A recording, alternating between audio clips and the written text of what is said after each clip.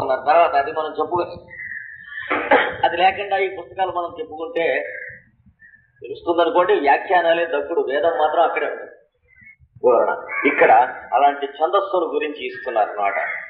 ఛందసాం, ఈ ఛందస్సులకు ఋషభ, అంటే ఈ రేభస్వరూపుడై కంఠంలోంచి మీ అందరిలోంచి వస్తూ మాట్లాడుకుని వాడుంటే అన్ని ఉన్నాయి, ఏమన్నా అడగచ్చు, ఏమన్నా చెప్పచ్చు, ఏమన్నా ఇవ్వవచ్చు. ఆకలేస్తుందని చెప్పినా వాడితోనే, దాహం వేస్తుందని చెప్పినా వాడితోనే, మరి అన్నం ఎక్కడుంది అని అడిగినా వాడితోనే, అన్ని వాడితోనే, అది ఉంటే అన్ని నడుస్తాయి. అట్లాంటి విశ్వరూపుడైనటువంటి ఋషభుడు ఉన్నాడే, వాడు వస్తున్నాడు. ఎట్లాగా ఛందోభ్యో అతి అమృతాత్ సంబభూవ, ఛందోభ్య, ఛందస్సుల నుండి వస్తున్నాడు, పుడుతున్నాడు.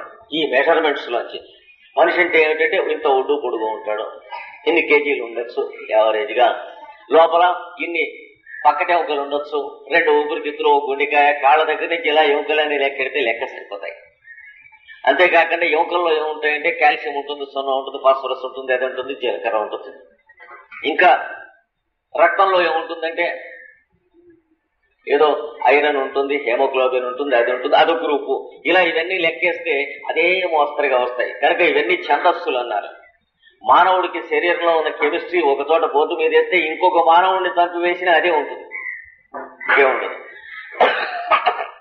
అందుకని అలాంటి ఛందస్సులలోంచి ఛందోభ్య, ఛందస్సులలోంచి దేశకాలాత్మకమైనటువంటి విభాగములలోంచి, సౌర కుటుంబముల విభాగములలోంచి, తారకలలోంచి, నక్షత్రాలలోంచి అంటే అధిష్ఠించి, వాటిని అధిష్ఠించి అమృతాత్ సంబభూవ, అమృతము నుండి దిగి వస్తున్నాడు. అంటే అంతకు ముందు ఉన్నటువంటి తరుగనిది అనేటువంటి స్థితిలోంచి వస్తున్నాడు. తరుగనిది అంటే ఈ సృష్టి ఎన్నాళ్ళ నుంచి ఉందండి అని చప్పదంటు ప్రశ్న వేసుకుంటూ, ఆ ప్రశ్న ఇంకా దాని మీద ప్రశ్న మీద నమ్మకం ఉన్న వాళ్ళు ఉంటారు. మానవ జన్మ చాలా జన్మలు ఎత్తే కూడా. నది సుడిగుండం దగ్గర మొట్టమొదటిగా కుర్రవాడిని కూర్చోబెట్టి చూడమంటూ ఉంటే, ఈ సుడిగుండం ఎన్నాళ్ళ నుంచి ఉంటుందండి అంటాడు కొత్తగా ఫిజిక్స్ చదువుకున్నాడు. ఎందుకంటే సుడిగుండం ఉండాలంటే దానికి ఎంత ప్రయత్నం ఉండాలో, సుడి ఫిజిక్స్ చాలా ఉంది, సుడి dynamics, centripetal and centrifugal dynamics ఉన్నది, హైడ్రోడైనమిక్స్, హైడ్రాలిక్ డైనమిక్స్, భయంకరమైన పులులు, సింహాలు ఉంటాయి అన్నమాట. అట్లాంటిది నిర్మాణమై సుడిగుండం అనేటువంటిది పాయిజలో తిరుగుతూ ఉండాలంటే ఇది ఎంతకాలం నుంచి తిరుగుతుంది? అబ్బా, ఇంత లెక్కలో ఎలా నడుపుతున్నారండి అని అడుగుతున్నారు. ఎంతకాలం నుంచి ఏమిటయ్యా, మేము పుట్టేటప్పటికే ఉందని వాళ్ళ నాన్న చెబుతాడు అనుకోండి, కాంట్ బి అంటాడు. ఎందుకంటే మనం కొత్తగా ఫిజిక్స్ చదువుకున్నాం కనుక ఇట్ కాంట్ బి అనిపిస్తుంది వాడికి. వాళ్ళ నాన్నని అడిగితే ఏం చెబుతాడు, ముసలాడు బతుకున్నాడు అనుకోండి, ఈ ఏమిటో అదేం ప్రశ్న మా నాన్నకి రాలేదు, నాకు రాలేదు అంటే, వీడు ప్రిమిటివ్ రేసెస్, వీళ్ళకి ఈ ప్రశ్న రాలేదు. వచ్చి వీడు తగలబెట్టేది ఏమీ లేదు అందులో. కనుక ఈ సుడిగుండం ఎప్పటి నుండి ఉన్నది అనే ప్రశ్న ఎట్లాంటిదో ఎప్పటి నుండైనా అవుతుంది. ఇందులో ఉన్న నీళ్లు ఎగ్జాస్ట్ అయిపోవా అంటే, పైనుంచి వచ్చేటువంటి నీళ్లు ఎగ్జాస్ట్ అయిపోకుండా దీన్ని చూస్తున్నాయి, కిందికి వెళ్లేటువంటి నీళ్లు ఇది స్టాగ్నేట్ అవ్వకుండా చూస్తున్నాయి. రెంటి మధ్య పాయిజే సుడిగుండం. అంటే సృష్టి అలాంటిది. అలాంటి దాన్ని అమృతత్వం అంటారు. అంటే తరగదు, అయిపోతుందనే దరిద్రం లేదు. వస్తూ ఉంటుంది, ఇక్కడ తయారవుతూ ఉంటుంది, వెళ్ళి వెళ్ళిపోతూ ఉంటుంది, వస్తూ ఉంటుంది, తయారవుతూ ఉంటుంది, వెళ్ళిపోతూ ఉంటుంది. అయిపోవటం అనేది లేదు. అయిపోవటం అనేది లేని స్థితి నుంచి ఇందులోకి వస్తున్నాయి. అమృతాత్ సంబభూవ అంటే అమృతత్వము నుండి పుడుతూ ఉన్నది అని. ఇంకా సహా అట్లాంటి వాడు మా ఇంద్ర మేధయా వృణాదు, అట్లాంటి వాడు ఇంద్రస్వరూపుడై వచ్చి పైన చెప్పిన ఋషభుడు. ఎట్లా వస్తున్నట్టు వాడు ఋషభుడు ఇంద్రుడు స్వరూపం వచ్చాట. అంటే ఇంద్రుడు ఎద్దు వేషం వేసుకుని వచ్చాట. గమ్మత్ కథ అది. వేసుకుని వచ్చి ఈ ఎద్దు పేడ తినన్నట్టు వాడు ఎవడో గురువు శిష్యుడు ఎడుతుంటే, ఇక్కడ ఉంటాయి భారతంలో ఉన్న కథలకు తాళం చెవులు. ఇంద్రుడు ఎద్దు రూపంగా వచ్చాడంటే ఈ వాక్కు రూపంగా వచ్చి ఇంద్రియములను ధరించి, మనస్సును ధరించి, మనంతా ఈ ప్రపంచంలో చుట్టూ ఉన్న పరిసర ప్రాంతము, వాతావరణము, ఆహారము, నీరు మొదలైనటువంటి స్పర్శ అన్నిటినీ ఎంజాయ్ చేసేట్టు ఇంద్రియత్వంతో ఉన్నాడు కనుక ఇంద్ర అన్నారు. వచ్చినటువంటి తర్వాత ఉన్న ఒక స్టేజీ పేరు ఇంద్రుడు. ఇంద్రుడు అని ఎందుకు పేరు పెట్టారంటే ఇంద్రియములకు అధిపతిగా ఉంటున్నాడు కనుకను ఇరంద్రహ అంటే ఇదిగో నేను ఇక్కడ ఉన్నానని మొట్టమొదటిగా మెలకు రావాలంటే ఆ రకమైన ఫిట్టింగ్స్ జరగాలట. నేను ఇక్కడ ఉన్నానని అర్థం ఇంద్రహ అనే మాటకి పేరు. అందుకని వాడికి ఇంద్రుడు అనే పేరు పెట్టారు. అట్లాంటి ఇంద్రుడు మా అంటే నాకు మేధయ మేధ చేత తన మేధతో నన్ను స్పృణోతు స్పృశించునుగాక. అంటే ఈ రకమైన ధ్యానం నేను చేసే ధ్యానం ఈ ఇంద్రధ్యానం అన్నదే. ఈ ఇంద్రధ్యానం మమ్ములను మేధతో స్పృశించునుగాక. మేధ అంటే ఏమిటి? ఏది తెలుసుకోవాలో అది తెలుసుకునేది. పుట్టి తెలివితేటలు లాభం లేదు, తెలియకూడదు కూడా తెలుసుకుంటాయి. ఒక్కొక్కప్పుడు ఇది చేస్తే ఎలా ఉంటుంది అని చేయకూడదు కూడా చేసి చూస్తాయి తెలివితేటల వల్ల. తెలివితేటలు కాదు కావాల్సింది, పాండిత్యం కాదు, చదువు కాదు, మేధ కావాలి. ఎందుకంటే మా ఇథా, మా అంటే సంపద, అది ఇథా అంటే అభివృద్ధి చెందినట్టుది. అంటే ప్రోగ్రెసివ్, మనకి కానీ ఇతరులకు కానీ ప్రోగ్రెసివ్ గా ఉండేటువంటిది కానీ విప్లవాత్మకంగా ఉండేది కాదు. కనుక మనకు వేదము లాంటి, ఉపనిషత్తు లాంటి, రామాయణం లాంటి ప్రోగ్రెసివ్ రైటర్స్ కావాలి కానీ విప్లవం వర్ధిల్లాలి అనేటువంటి పిచ్చిమూడ కొడుకులు కావాల్సింది. అది తెలియాలి. మేధయా స్పృణవతు అనే మాటకి అర్థం అది. మేధ కావాలి. నేనేం చేస్తే మీకు బాగుంటుందో నాకు బాగుంటుందో, మీరేం చేస్తే నాకు బాగుంటుందో మీకు బాగుంటుందో, మంచిది అవుతుందో, మూడో వాడికి మనం ఏమన్నా చేయగలుగుతామో అలాంటి దాన్ని ప్రోగ్రెసివ్ అంటారు. అది చేతనవడం అంటే కన్స్ట్రక్టివ్ అంటారు, పాజిటివ్ అంటారు. అంటే పాజిటివ్ లివింగ్, థింకింగ్, డూయింగ్, ఈ మూడు కావాలి. ఇది వాడిచ్చునుగాక ఇంద్రుడు. దీనిని మించిన పవిత్రమైనటువంటి ధ్యానం గాని, దీన్ని మించిన శక్తివంతమైన ధ్యానం గాని ఏ ప్రేయర్స్ లోనూ ఎక్కడా ఉండవు. ఇంకా అట్లాంటి శక్తి నన్ను స్పృశించునుగాక. అమృతస్య దేవధారణో భూయాసం. తర్వాత వాక్యం దేవా సంబోధన ఇది. అమృతస్య ధారణ భూయాసం. అమృతము యొక్క ఆ పైన మేధను నేను ధారణ ధరించుగా అనేటువంటిది భూయాసం కలుగుగాక, మిక్కిలిగా కలుగుగాక. అంటే పరిమితమైనటువంటి కాలంలో ఉంటున్న నేను అపరిమితమైన బ్యాక్గ్రౌండ్ ఉన్నదే. కాలానికి, మన సృష్టికి ముందే ఉన్నది, తర్వాత ఏమున్నది, సృష్టిలన్నీ ఎలా జరుగుతూ ఉంటాయి, నా జననానికి ముందు నుంచి నేను ఎట్లా ఉన్నాను, నా ఈ శరీరం వదిలిపెట్టాక ఎలా ఉన్నాను, ఇలాంటి కోటాను కోట్ల జన్మలకు అటు ఇటు ఎలా ఉన్నాను, అట్లాంటి బ్యాక్గ్రౌండ్ కాన్షియస్నెస్ అన్నమాట. అట్లాంటి ధారణ, అమృత ధారణతో మమ్ములను స్పృశించునుగాక. అంటే పరిమితిలో మేము ఉంటున్నాం. ఈ పరిమితి అనేటువంటి ఓడ ఏ పరిమితి అనే సముద్రంలో తేలి ప్రయాణం చేస్తూ ఉందో దానికి దీనికి ఉన్నటువంటి మధ్య సంబంధం తెలిస్తే గానీ ఓడను ఎటు నడుపుకోవాలో మాకు తెలియదు జీవితం అనేటువంటిది. కనుక ఈ లిమిటేషన్స్ అనేటువంటి ఓడని, లేదా ఈ లిమిటేషన్స్ తో ఉన్నటువంటి ఈ జెట్ ప్లేన్ ని ఆ పైన అన్లిమిటెడ్ అనేటువంటి స్పేస్ లో, స్కైస్ లో నడుస్తూ వెడుతూ ఉంటే దానికి దీనికి మధ్యన ఉన్నటువంటి ట్రాన్సాక్షన్స్ మొదలైనవి మాకు తెలిసి పైలటింగ్ చేతయందుకు గాను దాంతో ఇది స్పృశింపబడును గాక, దాని యొక్క జ్ఞానం దీనికి కలుగుగాక అనేది. ఇంకా అలా అందుకోసం అని చెప్పి శరీరంగే విచర్షణం, నా శరీరము శిథిలము కాకుండుగాక. చర్షణం అంటే ఎక్కడిదక్కడ విడిపోవడం. అంటే తీసుకున్న ఆహారం ప్రాణంగా తయారవుతూ ఉండాలి కానీ తీసుకున్న ఆహారం శరీరంలో ఒక చోట స్టాటిక్ గా ఉండిపోయి మెల్లిగా క్రమంగా ఈ శరీరం కుళ్ళిపోయే స్థితి రాకుండా ఉండుగాక. అంటే చిట్ట చివరి క్షణం వరకు కూడా శరీరంలో ఉన్నటువంటి ప్రతి జీవకణము, అణువు కూడాను ప్రాణవంతమై వర్ధిల్లున్నట్టుగా ఉండాలంటే ఏం చేయాలి?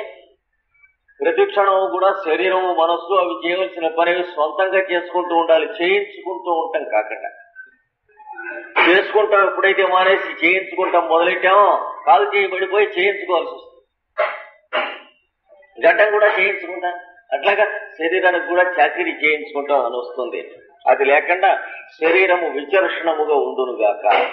అందుకని ఈ ఉన్ననాళ్ళు సద్వినియోగం జరుగుగాక, ఎక్కువ జరుగుగాక. శరీరమే విచర్షణం. జిహ్వామే మధుమత్తమా. జిహ్వ అంటే నాలిక, అది ఎక్కువ ఎప్పటికప్పుడు మధుమత్తమా అంటే తీయగా రుచి చూస్తూ ఉండుగాక. అంటే రోజు స్వీట్స్ తింటూ ఉండుగా. అది కాదు.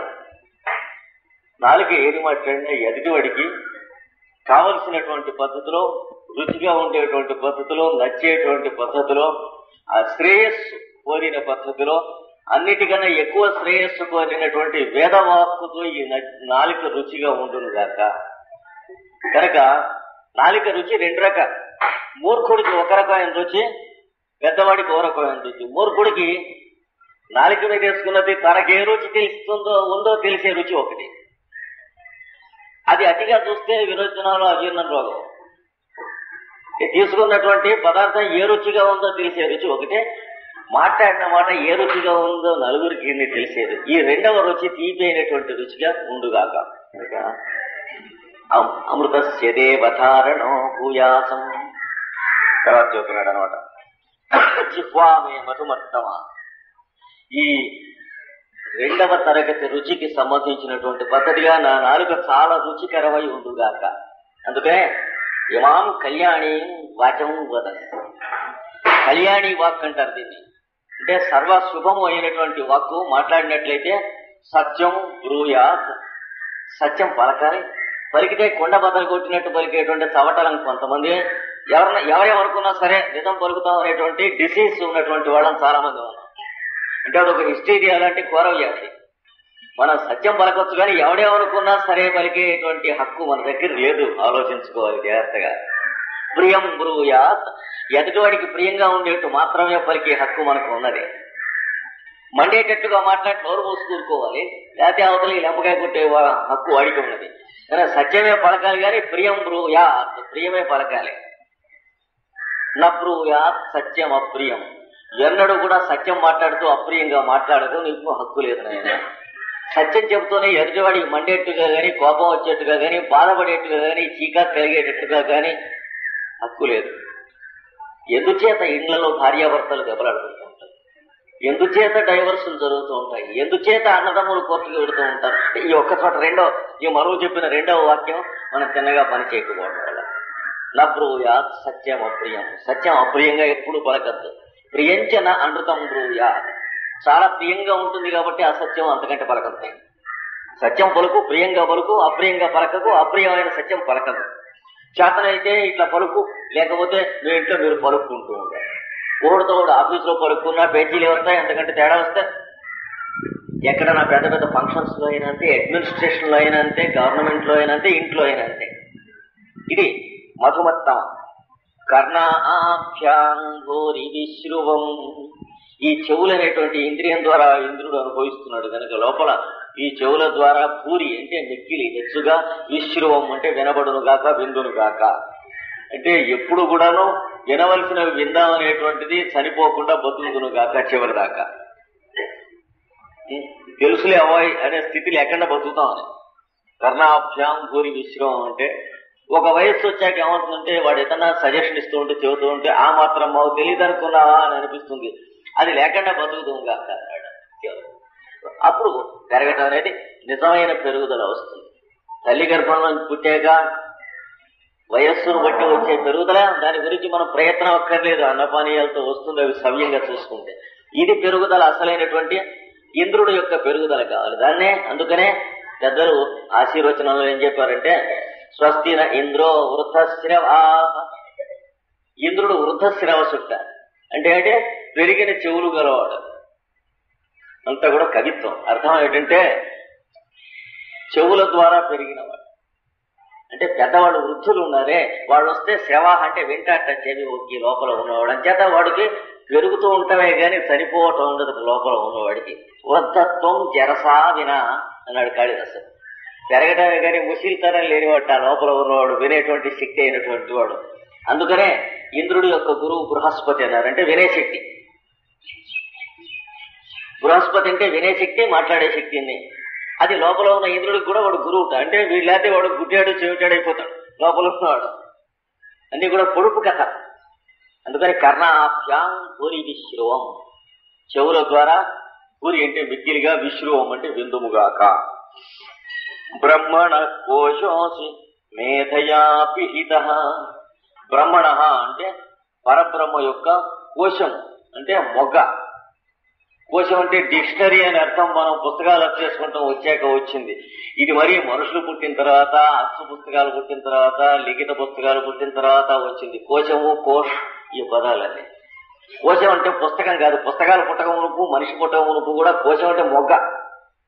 పద్మకోశం అంటాం. పద్మకోశ ప్రతీకాశం అంటే పద్మం అనే డిక్షనరీ కాదు, పద్మం అనే మొగ్గ.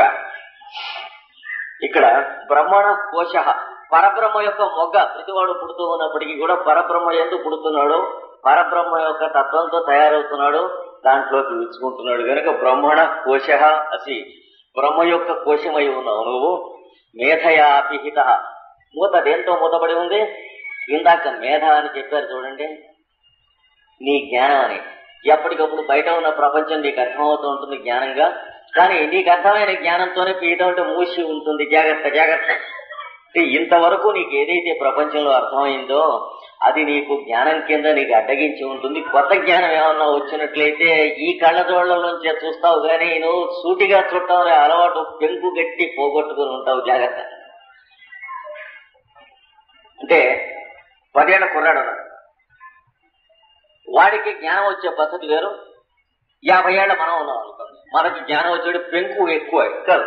వచ్చిన జ్ఞానం లోపల భద్రపరుచుకుంటాం, కానీ కొత్తగా బయట నుంచి ఎక్కడానికి కావాల్సినటువంటి కెపాసిటీస్ పోతాయి రాను రాను. ఎందుకంటే మనం ఎలా అర్థం చేసుకుంటామో తరహా ఒకటి గట్టిపడిపోయి ఉంటుంది, కుర్రవాడికి ఎలా ఉండదు. ఎవరన్నా రంగాన్ని చూసి నాన్న ఆయన పళ్ళెత్తిగా ఉన్నాయి అంటాడు కుర్రాడు. అంటే వాడికి సూటిగా పర్సెప్షన్, వీడు పట్ నొక్కి యువతలకి లోపలికి పెద్దవాడు కడుపు పెద్ద అంటే వీడి పై ఆఫీసర్ వాడు. అంటే వీడికి మీద ఎలా పైన కోశం కట్టుకుందో ఇంతో గెలాక తప్పుతాను, నీకు బుద్ధి లేదా వాడిని అట్లా అంటావా అంటే అంటే వాడికి అనుమానం వస్తుంది, పళ్ళు ఎత్తుగా ఉన్నాయి కదా మనం అంటే తప్పే ఉంటాడు కుర్రాడు. అంటే ఆ వయసుకి ఈ వయసుకి ఈ వాడికి తెలిసిన విషయం వాడిని ఎలా కప్పేస్తుంది అనే దాన్ని చూడండి తమాషా. వాడికి జెన్యున్ డౌట్, ఎందుకు కోప్పడుతున్నాడు నాన్న, ఆయన పళ్ళులే కనిపిస్తూ ఉంటే కనిపిస్తున్నాయని అన్నాడు, అంతేగా వాడు చేసింది. ఉదయదా ఎరవా ఎవరనుకున్నావు, ఎవరుకోలేదు వాడు, అందుకే వాడు ఉన్నది ఉన్నట్టు అన్నాడు. వీడు అనుకుంటాం అనేది పొరలుగా కట్టి వీడు మంచి కట్టి తనాయించి ఉన్నాడు. వీడు ఎవరుకున్నావు అంటాడు, వాడు అనుకుంటాడో తెలియదు, అసలు వాడు ఎందుకు కోప్పడుతున్నాడో వీడికి తెలుస్తాడు కుర్రాడికి. కనుక ఆ ఫ్రెష్ గా ఉన్న స్థితి నుంచి ఈ స్థితి దాకా వచ్చి మేధయా పిహిత, మనకు తెలిసి ఉన్న జ్ఞానంతో కప్పబడి ఉంటాం. అందుకనే భగవద్గీతలో అన్నాడు, అజ్ఞానేన ఆవృతం జ్ఞానం, అజ్ఞానంతో ఆవరింపబడి ఉంటుంది జ్ఞానం. తేన ముహ్యంతి జంతవః, దాంతో మోహబడి పెట్టుకుని చచ్చిపోతూ ఉంటారు. ఏదైనా విషయం తెలియటం వల్ల దాని మీద అభిప్రాయం ఏర్పడుతుంది, అభిప్రాయం అనేటువంటిది అడ్డం రావడం వల్ల తర్వాత విషయం తెలియకుండా అయిపోతుంది. దీని నుంచి కాపాడుకుంటే ఆ నేర్పరితనం చేతనైనటువంటి వాడే పనికొస్తాడు. కృష్ణుడు మొదలైనటువంటి వాళ్ళు చెప్పినటువంటి వాక్కులు ఫాలో అవడానికి, ఆ మార్గం వెళ్ళడానికి పనికొచ్చేది వాడు ఒక్కడే. అంటే మనకు వాళ్ళు ఏం చెబుతున్నారో తెలియదు. అజ్ఞానేన ఆవృతం జ్ఞానం, అజ్ఞానం చేత ఆవరింపబడి ఉన్నది. ప్రకృతిలో పంచభూతాలు అనేటువంటి వాటి మీద మనకున్న అభిప్రాయం మీద ఆ అజ్ఞానంలో పంచభూతాల్లో ఏముందో అది ఆవరించి ఉంది. దాన్ని తొలగించుకుని చూస్తే మనకు విద్యుత్ శక్తి వచ్చింది, మైకులు వచ్చినాయి, రేడియోలు వచ్చినాయి, టెలిఫోన్లు, ఇవన్నీ అందులోంచి వచ్చినవే కదా.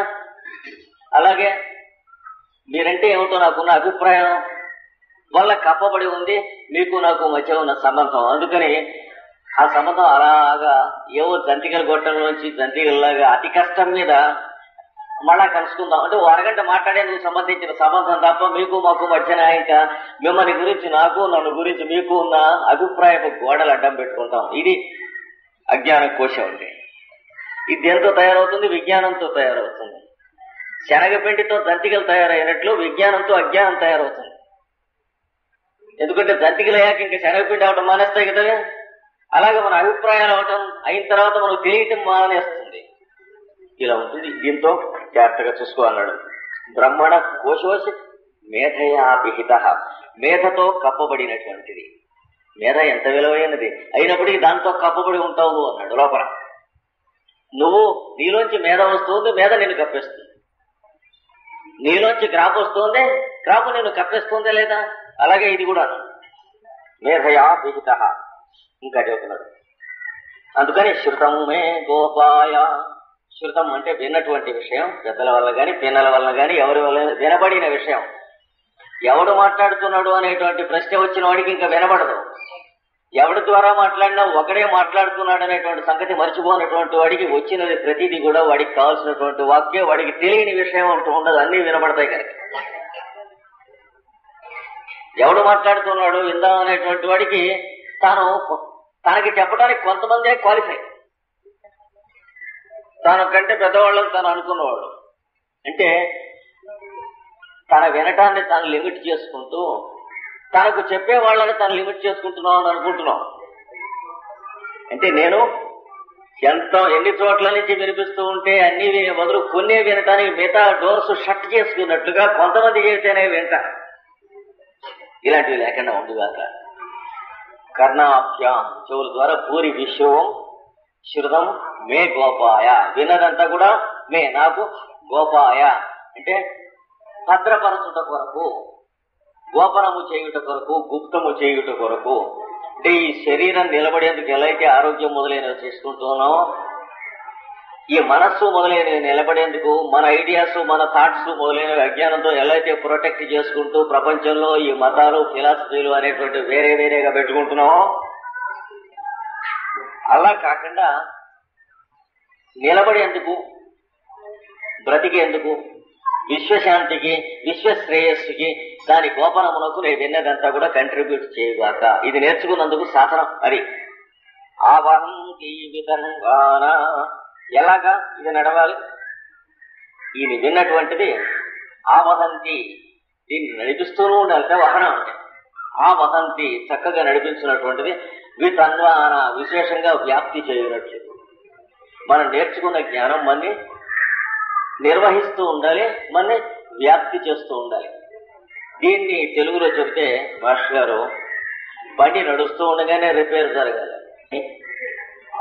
ఆవహంతి నిర్వహణం చేస్తున్నది, వితన్వాన వ్యాప్తి చేస్తున్నది కనుక సృష్టిని, అది మనకు కూడా అలాగే ఈ జీవితాన్ని నిర్వహణం చేయడానికి, నడపడానికి అన్నిటికీ కూడా పనికొచ్చునుగాక.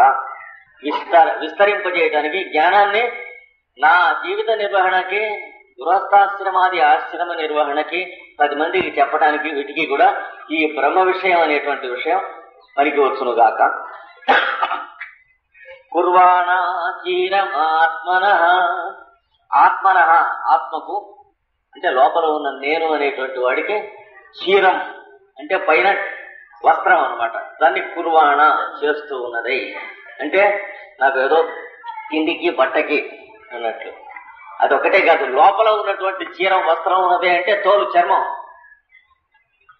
నా లోపల ఉన్న నాకు ఈ శరీరము, ఈ చర్మము, తర్వాత ఇందులో ఉన్న సప్తధాతువులు, రసరక్తాదులు, మాంసాదులు ఇవన్నీ ఎలా అయితే కప్పి ఉంటున్నాయో, అలాగే నాకు ఒళ్ళు కప్పుకుంటాం ఎలా జరుగుతుందో ఒంటికి కప్పుకునేటువంటివి అలాగే నాకు ఏర్పాటు ఇది చేయుగాక.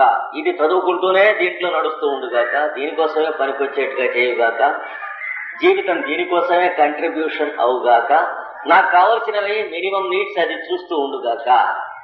ఆత్మనః చీరం అంటే మాకు వస్త్రములను ఇది కుర్వాణ చేస్తూ ఉండేదిగా.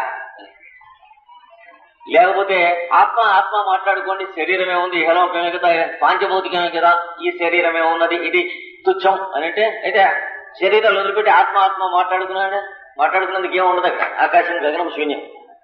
వారు వీరు వారిని కలిసి అంత మాట్లాడుకున్నారంటే ఒకటి మొహంగా ఒకటి చూసి మాట్లాడుకుంటాడు, కానీ మొహంతో మనకేం సంబంధం, ఆత్మతో మాట్లాడుకుంటాం అంటూ ఉండదు. ఆత్మతో మాట్లాడుకునేందుకే మొహాలు. కనుక ఈ శరీరానికి అలాంటి మొహాలు అవన్నీ తిన్నగా ఇస్తున్నట్లే అన్నము, వస్త్రము మొదలైనటువంటివి ఒకళ్ళకోళ్ళు ఇచ్చుకునేందుకు మేము ప్రయత్నం చేసుకుందాం గాక, మా కర్తవ్యములను నిర్వహణం చేసుకుందాం గాక. ఇదంతా ఇహలోకంలో సంబంధించింది అని కోతలు పోయకుండా చేయవలసిన పనులు, డ్యూటీస్ చిన్నగా చేసుకుందాం. కాకపోతే అవి మనకి వస్తున్నాయా పోతున్నాయా అనే అజ్ఞానం లేకుండా, అవే ఉంటే బాగుంది అనేటువంటి వ్యామోహం లేకుండా చేద్దుముగాక. కానీ చేయటం మానకుందుముగాక, చేస్తేనే సార్థకం ఉండునుగాక, అది తెలియనుగాక. ఈ చేసేదాన్ని యొక్కగొట్టడానికి చేసే ప్రయత్నంలో ఈ శరీరం ఏముందండి, ఈ అన్నపానీయాలు ఏముందండి అని అంటూ ఎవడన్నా పెడితే పుచ్చుకుంటూ ఏదో ఒకటి చేయాలి కదా, పుచ్చుకొని తీరాలి కదా. అక్కడ దాకా వచ్చాక ఎంత వేదాంతం చెప్పినా ఎవడన్నా పెడితే పుచ్చుకుందామని ఉంటుంది. ఎందుకని ఫ్యాక్ట్స్ ని డిస్టార్ట్ చేసుకుని let us not be hypocrites అంటున్నాడు. అలా కాకుండా త్రికరణ శుద్ధిగా ఉండే వేదాంతం మనకు కావాలి. అది అసలైనటువంటి వేదాంతం. పుస్తకం ఇంకాస్త వడ్డించడా అంటే కొంచెం టిఫిన్ పుచ్చుకుంటారా అంటే ఎందుకు లేదు అనకుండా, కావాలంటే పుచ్చుకుంటానని లేదా అక్కర్లేదని చదువులు కాక ఓళ్ళతో ఓళ్ళు. మోక్ష విద్యకి మిగతా వాడు పనికిరారు. వీడు ఏం చెబుతున్నాడంటే సత్యం మాట్లాడేటప్పుడు కూడా కుర్వాణ చీరం ఆత్మనః, ఆత్మకు చీరము అంటే చీర వస్త్రం, ఆత్మకు వస్త్రం శరీరము, ఇంద్రియాలు, మనస్సు మొదలైన ఎట్లాగో ఈ శరీరానికి కూడా మన కర్తవ్యం ఉంది కనుక ఒకటికి చేసినా అంతే అవసరం, మనకి చేసుకున్నా అంతే అవసరం. ఇది తెలుసుకుని ఆ రకమైనటువంటి చతురాశ్రమ ధర్మములు, చాతుర్వర్ణీయ ధర్మములు, సోషల్ లా, ఇండివిజువల్ లా, మ్యూచువల్ లా అనేటువంటి ఇవన్నీ వాటిల్లో మీ ఇంద్రుడైనటువంటి ఈ భగవంతుడిని రియలైజ్ చేసి పరబ్రహ్మ స్వరూపాన్ని తెలుసుకుందాం గాక. వాసాంసి మమ గావశ్చ, నాకు వాసాంసి అంటే వస్త్రములు, గావహ అంటే గోవులు, ఇల్లు, వాకిలి, పశువులు. పశువులు ఎందుకండి అంటుంది, మనకి అనుమానం వస్తుంది. పశువులు ఎందుకు దిక్కువలేదు అదే అని కొంచెం సేపు పాఠం చెప్పుకున్నాకో ఆఫీస్కి వెళ్ళేటప్పుడు ఎక్కడో మిల్క్ బూత్ లో మిల్క్ రాలేదు, ప్యాకెట్స్ రాలేదు అంటే అప్పుడు తెలుస్తుంది పశువులు ఎందుకో.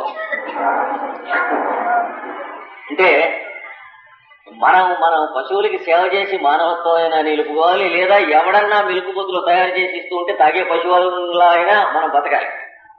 పశువుకి సేవ చేస్తే మానవుడుగా ఉంటాం, లేకపోతే పశువుగా ఉంటాం. ఇది బూత్ లో ఉన్న ప్యాకెట్స్ మాత్రమే తెచ్చుకుని తాగేటట్టయితే పశువుగా బతుకుతాం, గోవుకి సేవ చేసుకుంటాం చేతైతే మనిషి జన్మ వస్తుంది. ఇప్పుడు మనం అందరం పశువులుగా వెళ్ళవలసిందే. ఎవడో తీసుకొచ్చి పాలు ఆ బూత్ లో మనం తీసుకుంటాం కనుక ఆ ఎవడో మరి చేయాలి కదా గోవులకి సేవ. వాడి సేవ మనం తాగుతున్నాం కనుక వచ్చే జన్మలో ఓ గోవు కింద, విశాఖపట్నం జిల్లాలో ఆవు కింద పుడతాం, దూడ కింద పుడితే దాన్ని తాగనీరు.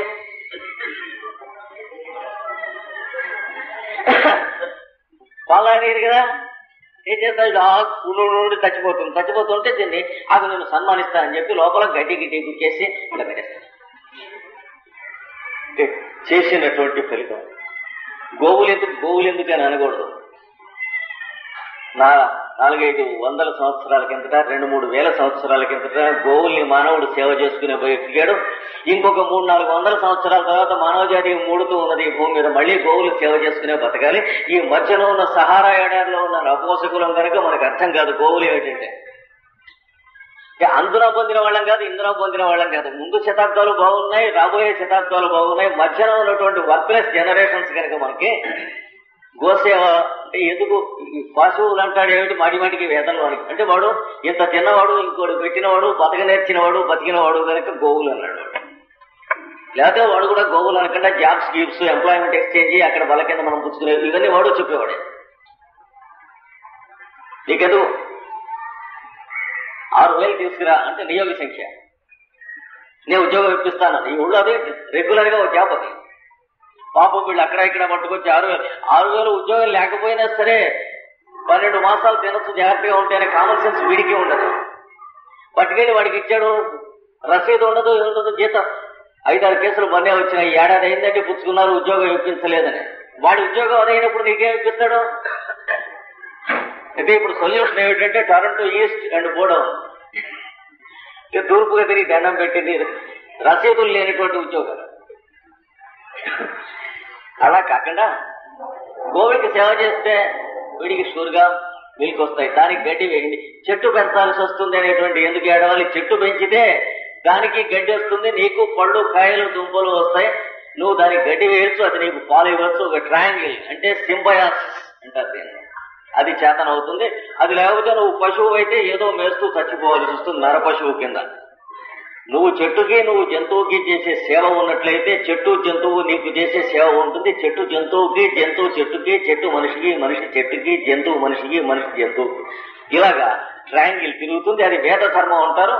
అది చేత కాకపోతే ఎవడన్నా మనకి చేసి పెడితే బాగుండం, డబ్బులకి ఉద్యోగం చేసుకుంటాం మాత్రమే తెలిసిన దాన్ని మనం మ్లేచ్ఛ ధర్మం అని అంటారు కదా. ప్రకృతిలో మన అన్నం మనకు పుట్టే ధర్మం పేరు వేద ధర్మం. అలా కాకుండా ఎవడన్నా తయారు చేస్తే, మనం ఉద్యోగం చేస్తే వచ్చే ధర్మం వాడికి అయిపోతే మనకి అయిపోతుంది, అది మ్లేచ్ఛ ధర్మం. కనుక జగత్తు మ్లేచ్ఛ ధర్మాల్లో పడి దుర్గతి పాలవుతూ ఉంటుంది, మళ్లీ వేద ధర్మం దగ్గరికి వెళుతూ ఉంటుంది. ఈ రెండు కూడా అట్నించుడు ఇట్నించడు నడుస్తూ ఉంటాయి మన పురాణాల్లో చెప్పబడినవి. ఇది వేద ధర్మం అయిన ఆర్య ధర్మంలో చెప్పబడ్డది కనుక అన్న వాసాంశి మమ గావశ్చ. వాసాంశ అంటే వస్త్రములు, గావ అంటే గోవులు ఇవి మనకి. అలాగే వాసాంశ అంటే వస్త్రములు అంటే చర్మము, సప్తధాతువులు, గోవులంటే ఇంద్రియములు. ఇవి మాకు చక్కగా ఉండును గాక, పోషింపబడును గాక. ఉదయం మనం శిక్షావళి చెప్పుకుని గురు శిష్య సంప్రదాయం అనేటువంటిది, ఉపనయనం పొందినటువంటి శిష్యుడు గురువు దగ్గరికి వెళ్ళిన తర్వాత ఆ శిష్యుడిని గురువు ఏ విధంగా తయారు చేయాలి, ఎట్లా తయారు చేస్తాడు, నిత్యం గురువు ఏమనుకుంటూ ఉంటాడో, గురువు దగ్గర శిష్యులు చదువుకునేటువంటి 5 మహాసంహితలు ఏమిటి అవి మనం ఇవాళ ఉదయం చెప్పుకున్నాం. అంతేకాక మొట్టమొదటిగా వాగ్దేవతోపాసన లేక ఋషభోపాసన, కంఠనాదాన్ని ఒక దేవతగా తెలుసుకుని ఆయనను ఉపాసించుట లేక దాన్నే ఋగ్వేద ఉపాసన, దాన్ని గురించి కూడా ఇవాళ ఉదయం మనం చెప్పుకున్నాం. దాని తర్వాత ఉన్నటువంటి తైత్తరీయ ఉపనిషత్తులో ఉన్నటువంటి విషయం మనం ఈ పూట కూడా ప్రవచనం చేసుకుంటాం. మరి మీరు ప్రోగ్రాంలో కోరిన విధంగా మనం చేయలేదే అనేటువంటి అనుకోదు. వస్తున్నాం. గురువు శిష్యుల్ని మా దగ్గరికి వస్తూ ఉండాలి, వచ్చిన వాళ్ళు చదువుకుంటూ ఉండాలి, చదివిన వాళ్ళు వెళుతూ ఉండాలి. వెళ్ళినటువంటి వాళ్ళు ఏం చేయాలో తర్వాత చెబుతాడు.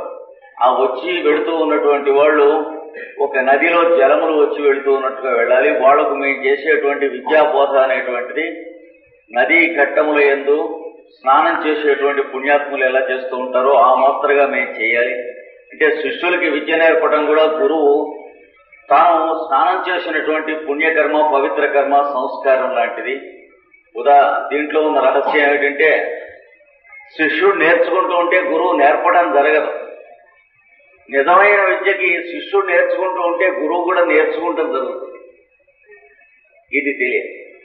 అంటే ఒక్కొక్క మాట శిష్యుడికి గురువు విద్య నేర్పేటప్పటికీ అంతకు ముందు వచ్చిన కన్నా తర్వాత రావాల్సినటువంటి పాఠం గురువుకి మళ్ళీ వస్తూ ఉంటుంది. ఇది సిన్సియర్ గా నిజంగా అధ్యయనం చేయించేటువంటి గురువులందరికీ ఉన్నటువంటి అనుభవం. ఎవరు దీన్ని కాదనలేదు. మామూలు లౌకికమైనటువంటి సైన్స్ పుస్తకాలు, లిటరేచర్ పుస్తకాలు, సాహిత్యం పుస్తకాలు వాటిల్లోనే పాఠం ఒక్క మాట చెప్పిన తర్వాత అంతకు ముందు తాను చదువుకున్న పుస్తకం కాక అంతకంటే ఆ పుస్తకం గొప్పగా కనిపిస్తుంది. మరి బ్రహ్మ విద్య విషయంలోనూ కంఠనాదాన్ని ఉపాసించి సరస్వతిని అధ్యయనం చేసి శబ్దార్థములను 2 ముఖముల దేవతగా స్వీకరించి ఆ 2 ముఖముల దేవతనే కాళిదాసు పార్వతీ పరమేశ్వరుడు అన్నాడు. ద్వే శీర్షే అని ఋగ్వేదంలో ఏది చెప్పాడో సరస్వతీదేవికి 2 శీర్షములు అనేటువంటివి ఉదయం చెప్పుకున్నాం. అలాగే 2 శీర్షములు ఏమిటంటే, ఒకటి నాదము, అది ఉదాత్త అనుదాత్త స్వరిత స్వరములు. అందులో ఒక్కొక్క స్వరం ఒక్కొక్క స్థాయిగా సంగీతంలో సామలో తీసుకుని ఒక్కొక్క స్థాయిలో 7 స్వరములు, ఆ స్వరములందు అంతఃస్వరములు, తానలు మొదలైనటువంటి విస్తృతులన్నీ చెందినది ఒక ముఖం ఆ వాగ్దేవికి. అది కాక అకారాది క్షకారాంతమైన అక్షర పంక్తిగా ఆ వాగ్దేవత మన ఉచ్చారణలో అవతరించినటువంటి వాగ్దేవి అక్షర పంక్తి, అది తన జపమాల అయినటువంటి అక్షమాలగా ఆమె స్వీకరించి ఆ అక్షమాలను సాధకుడైనటువంటి వాడి జిహ్వాగ్రమునందు ఆవిడ జపించుతూ ఆ జపమాల తిప్పుతూ ఉంటే ఈ అక్షరాల్ని వీడు పదాలుగా అల్లుకుని నేర్చుకుంటాం. అలా అలా మొదలైనటువంటి వాటి దగ్గర నుంచి ఈ పదాలని కొన్ని దగ్గరగా పెడితే కర్త కర్మ క్రియ అనేటువంటి ఒకానొక చిత్రమైనటువంటి ప్రవృత్తులందు శక్తులను వహించి ఆ పదములు ఆ శక్తులతో కూడినటువంటి దేవతామయములైనటువంటి వాక్కులుగా అవతరించుట. ఉదాహరణకి వెంకయ్య అంటే ఒక అర్థం ఉంది, సుబ్బయ్య అంటే ఒక అర్థం ఉంది. వెంకయ్య సుబ్బయ్యను చూచెను అనే వాక్యం ఏర్పాటు చేసేటప్పటికి వెంకయ్య వెంకయ్యగా ఉండక కర్త అనేటువంటి దేవత దాన్ని అధిష్టానం చేస్తాడు. ఇప్పుడు నేను మనకు సామవేదమునందున్న జైమిని బ్రాహ్మణము అనేటువంటి దాంట్లో ఉన్న ఒక విషయం మీకు వివరిస్తున్నాను. సుబ్బయ్య అంటే అర్థం వేరు. సుబ్బయ్య వెంకయ్యను చూచెను అన్నప్పుడు సుబ్బయ్య అనేది భౌతిక శరీరంగా ఉండి కర్త అనేటువంటిది ఆధ్యాత్మిక శరీరంగా అధిదేవతగా దాంట్లో దిగుతుంది. కొంచెం సూక్ష్మంగా గ్రహించుకోవాలి. వెంకయ్యను చూచెను, వెంకయ్య అనేటువంటి శబ్దానికి అర్థం భౌతిక శరీరంలాగా ఉండి కర్మ అనేటువంటి అధిదేవత దాని యందు దిగుతుంది. సూచెను అనేటువంటిది క్రియ. సూచన అనేటువంటి పదానికి అర్థం చూచుట, కన్నులు ఎదుర్కొండా ఉన్నది సూర్యరశ్మి, ఇలాంటి అర్థం అంతా భౌతిక శరీరంగా మాత్రమే ఉంది. వాడు వీడిని చూడటం అనేటువంటిది అంటే క్రియ అనేటువంటి రూపం అయిన శక్తి స్వరూపిణి అయినటువంటి దేవత అధిష్టాన దేవతగా దాని యందు దిగుతుంది. చూచారా, 3 పదములు వేరువేరుగా ఉన్నటువంటివి ఒక వాక్యంగా వాడటానికి చేసినటువంటి సంకల్పమునందు ప్రాణ ప్రతిష్టను చెందుతున్నాయి. అవి చెంది తమకు ఉన్నటువంటి అర్థములనేటువంటి భౌతిక శరీరములను మాత్రమే కాక తమ యందు అవతరణము చేస్తూ ఉన్నటువంటి ఆధ్యాత్మిక శరీరములైన కర్త, కర్మ, క్రియ అనేటువంటి 3 అధిష్టాన దేవతలను పొందుతున్నాయి అన్నాడు జైమినీయ బ్రాహ్మణము ఇచ్చినటువంటి జైమిని మహర్షి. అందులో ఇంకా ఇచ్చాడు. ఈ 3 కలిసి ఏం చేస్తారంటే, సుబ్బయ్య వెంకయ్య మొగాళ్ళైతే అయి ఉండొచ్చు, సుబ్బయ్య సుబ్బమ్మ అని వాక్యం వాడతాం, ఒకళ్ళు మొగ ఒకళ్ళు ఆడ అయితే అయి ఉండొచ్చు. దాంతో మనకు ఏమీ సంబంధం లేకుండా ఆ ఇద్దరు మొగాళ్ళైనా సరే, ఇద్దరు ఆడవాళ్ళైనా సరే, ఒకళ్ళు మొగాళ్ళు ఒకళ్ళు ఆడవాళ్ళైనా సరే, ఆ ఇద్దరు కలిసి ఇంకోండి 3వ వాడిని పుట్టిస్తారట. ఎట్లా పుట్టిస్తారు అంటే, ఆ 2 పదములకు ఉన్న అర్థం కాక 2 కలిసినప్పుడు ఇంకొక అర్థాన్ని పుట్టిస్తారట. ఇది మన అలంకార శాస్త్రం, సాహిత్య శాస్త్రం ఇవన్నీ మరిచిపోయి భ్రష్టు పట్టిపోయిన తర్వాత పుట్టిన శాస్త్రం కనుక కొద్దిగా మిగిలింది. ఏవో నవరసాలని, కొంచెం రసం అంటే చారు అనే అర్థం లాగా, తిరగమత చారు లాగా అలా మిగిలింది. ఆలంబన విభావాలు, ఉద్దీపన విభావాలు, సింగినాదం, జీలకర్ర ఇట్లా ఏవేవో చిల్లర విషయాలు మిగిలినాయి కానీ అసలు విషయాలు రాలే. కాకపోతే అవే మహావిషయాల కింద మనం ఇప్పుడు చదువుకుంటాం. రసగంగాధరం అని, ధ్వన్యాలోకం అని. అది అర్థమయ్యేటప్పటికీ బుర్రకాయ బదలైపోతూ ఉంటుంది బ్రహ్మప్రళయంగా.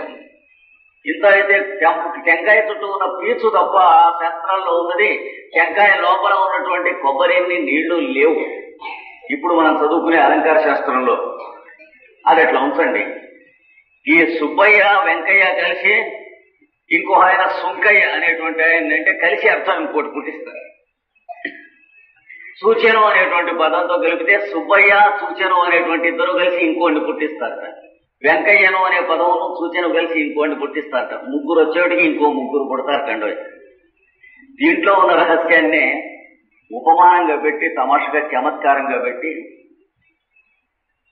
అనగానగా ఓ ఆయన ఓ ఆవిడ ఉన్నారట. వాళ్ళకు పొడుగు పుట్టేట అని కథ చెప్పాడు. ఆయన 4 తలకాయలు. ఆయన పొద్దున మనం చెప్పుకున్నామే సరస్వతిలో 4 తలకాయలు. ఆయన ముసలాడు బ్రహ్మ, చాలా వయస్సు వాడు. ఆయన భార్య, ఆయన నాలిక మీద నాట్యం చేస్తూ ఉన్నటువంటి సరస్వతి చాలా పడుచు భార్య. ముసలి భర్త పడుచు భార్యతో చిన్న ముచ్చటగా కథ చెబుతున్నట్టు ఆయన రాశాడు. చెబుతూ ఉంటే ఆవిడ పక్కపక్క నవ్విందిట. ఏమిటి నవ్వుతావు అంటే, ఏం లేదు, తండ్రి ఎవడో తల్లి ఎవరో పేర్లు చెప్పకుండా ఓ ఆయన ఉన్నాడు, ఓ ఆవిడ ఉంది, వాళ్ళిద్దరికి ఓ కొడుకు పుట్టాట, ఏం కదయ్యా అన్నట్ట. అంటే ఇప్పుడు నేను చెప్పినటువంటి మాటలకి కావ్యంగా అల్లితే ఎలా ఉన్నతాడో ఒక కవి చూడండి. అయితే ఆయన అన్నట్టు అవును అన్నట్లు పేరు చెప్పడం మర్చిపోయాను. ఆయన పేరు, తండ్రి గారి పేరు సుముఖాసక్తి అనే ఆమె, తల్లి గారి పేరు మణిస్తంభుడు అనే ఆయన. ఏ లక్షణంగా ఉంది కదా.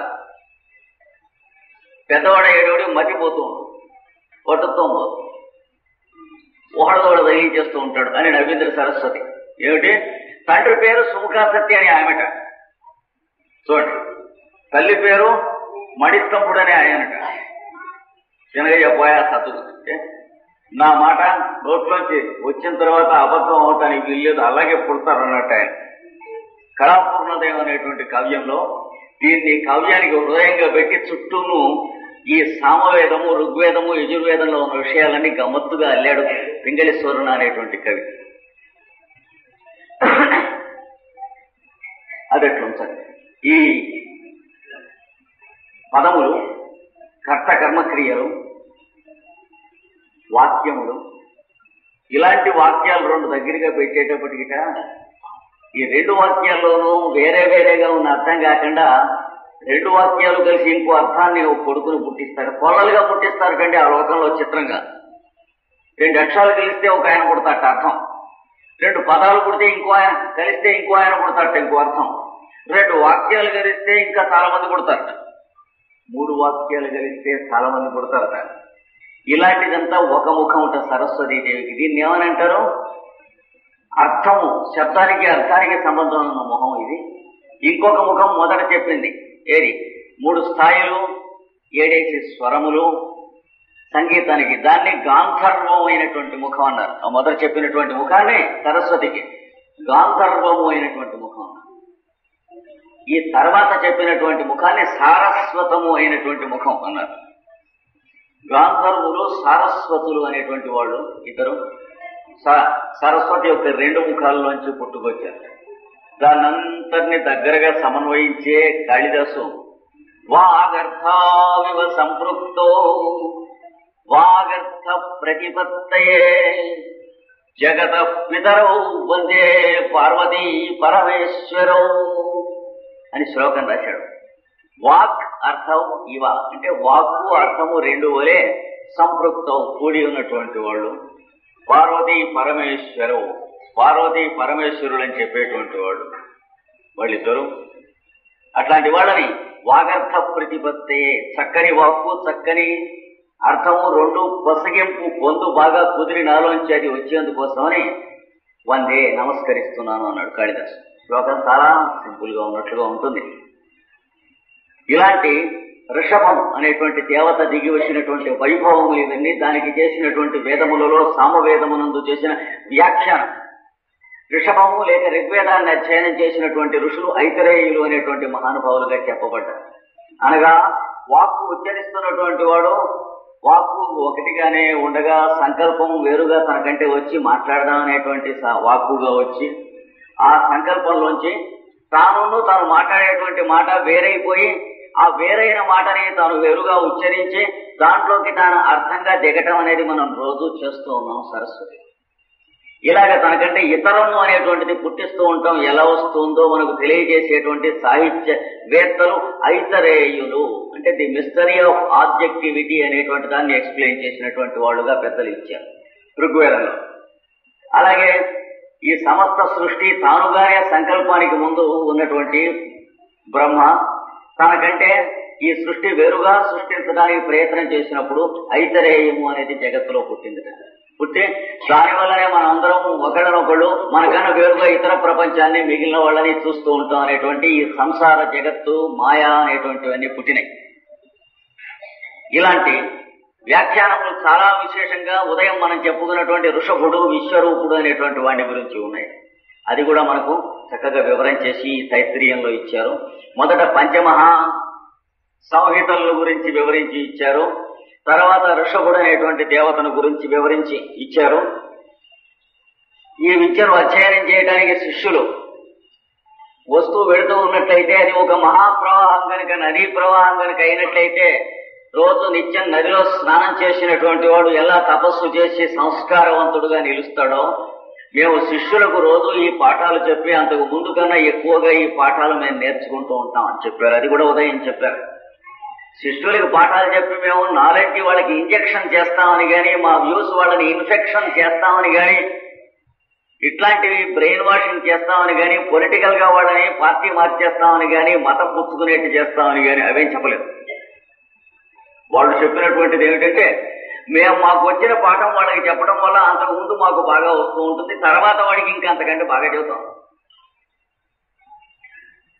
ఎంతకాలం ఇలా చేస్తారంటే శరీరమే విచర్షణం, పొద్దున చెప్పుకున్నాం. అదే ఈ శరీరము చెక్కు చెదరకుండుగాక ఈ పనిలో మాకు చిరకాలం ఉన్నాం అంటే శిష్యులకు పాఠం చెప్పింది ఒక 15 ఏళ్లున్నో, మంచాన పడి నోరు పడిపోయింది 15 ఏళ్లు అని 15 ఏళ్లు వేస్ట్ అవ్వకుండా చిట్ట చివరి క్షణం వరకు ఇది నడుస్తుందిగాక. అది మనం కోరదగింది, అంతకంటే కోరదగినటువంటిది ఏమీ లేదు. తర్వాత విషయం కూడా మళ్ళా చెప్పారు. ఈ తర్వాత ఉన్నటువంటి తైత్రీయంలో చెప్పిన వాక్కు మనం చెప్పుకున్నాం. శిష్యులు వచ్చుగాక అని చెప్పిన తర్వాత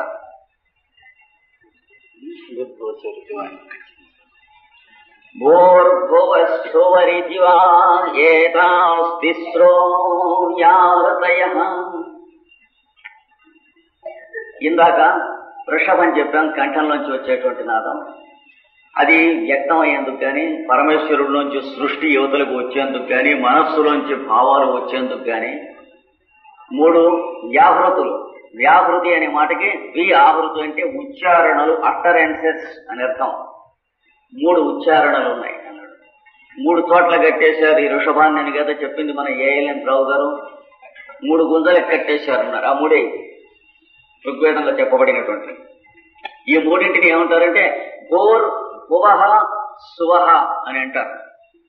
మొదటిది భూహు అనేటువంటి వాక్, రెండవది సువః అనేటువంటిది, రెండవది భువః, మూడవది సువః. ఏతాః అంటే ఇవి తిస్రః అంటే 3 కాదు. తిస్రః అంటే 3 అని కాదు. తిస్రః అంటే 3గా, 3 పేటలుగా, ముప్పేటలుగా ఉన్నది అని అర్థం. తిస్రః అనేటువంటి మాటకి అర్థం అంటే ఒకదాని యందు మిగతా 2 ఉంటాయి, ఆ రెండింటిలో ఒక్కొక్క దాని యందు మిగతా 2 ఉంటాయి. ఈ మోస్తరుగా ఉన్నటువంటి ఇంటర్ పెనిట్రేటింగ్ అన్నమాట తెలుసుకుంటాం.